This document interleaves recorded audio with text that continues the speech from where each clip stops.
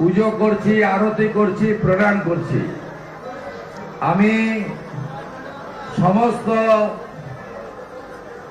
ভারতবাসীকে, পশ্চিমবঙ্গবাসীকে এই গর্বের মুহূর্তে আন্তরিক ধন্যবাদ এবং কৃতজ্ঞতা জানাই। এবং আমরা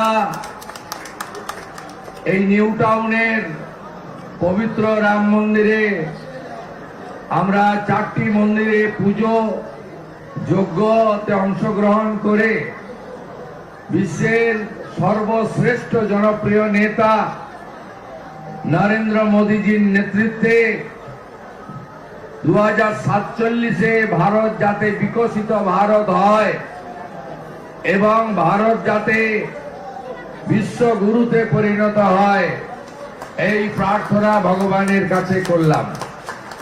আসুন, রাষ্ট্রবাদ, ভারতীয় সংস্কৃতি এবং যে গুরু দায়িত্ব মাননীয় প্রধানমন্ত্রী নরেন্দ্র মোদীজি আমাকে দিয়েছেন, তার আশীর্বাদ নিয়ে পশ্চিম বাংলায়ও আগামী দিনে সমস্ত মানুষের কল্যাণ, সকলের উন্নয়ন, জাতীয়তাবাদ, রাষ্ট্রবাদ, দেশপ্রেমকে যাতে শক্তিশালী করতে পারি, এই প্রার্থনা এবং আপনাদের সকলের কাছে আশীর্বাদ চেয়ে নিলাম। যেহেতু আজকে বিকেলে আমাদের সমস্ত এনডিএ মুখ্যমন্ত্রী, উপমুখ্যমন্ত্রীদের মিটিং আছে, তাই এখান থেকে আমি প্রস্থান করছি এয়ারপোর্টের উদ্দেশ্যে।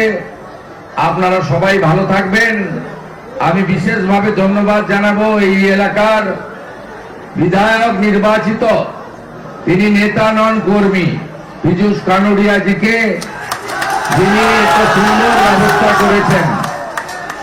আমাদের রাজারহাট গোপালপুরের তরুণ বিধায়ক আইনজীবী তরুণ জ্যোতি তেওয়ারিকে, ভারতীয় জনতা পার্টির রাজ্যের সাধারণ সম্পাদিকা প্রাক্তন সাংসদ লকেট চট্টোপাধ্যায় মহোদয়াকে এবং পশ্চিমবঙ্গ সরকারের স্বাস্থ্য ও পরিবার কল্যাণ দপ্তরের মন্ত্রী, আমাদের বিধাননগরের লোকপ্রিয় বিধায়ক, এই রাজ্যের প্রথিতযশা চিকিৎসক ডাক্তার শারদ মুখোপাধ্যায়কে, এর বাইরেও মন্ডল সভাপতি, অসংখ্য কার্যকর্তা, রাজ্য ওবিসি মোর্চার প্রসেনজিৎ ঘোষ সহ আমার অনেক সহকর্মী আছেন।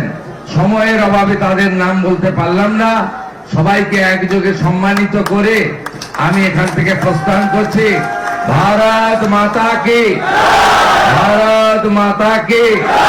নরেন্দ্র মোদী লহ প্রণাম, মোদী জি লহ প্রণাম, नरेंद्र मोदी लह प्रणाम, मोदी जी आगे बढ़ो, देश तुम्हारी साथ है, साथ है। मोदी जी आगे बढ़ो, देश तुम्हारी साथ है, साथ है, साथ है। भाई ভালো থাকবেন, জয় হিন্দ।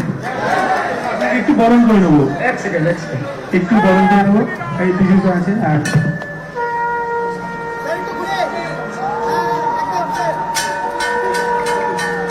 बोलो भारत माता की जय श्री राम, जय श्री राम।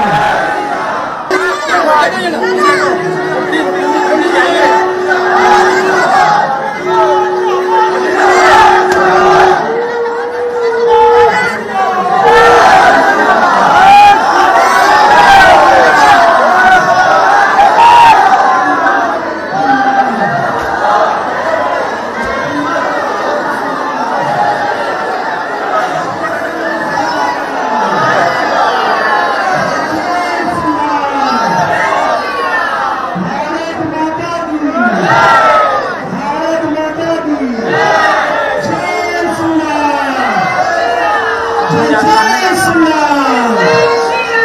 শুভবিদায় স্বাগতম।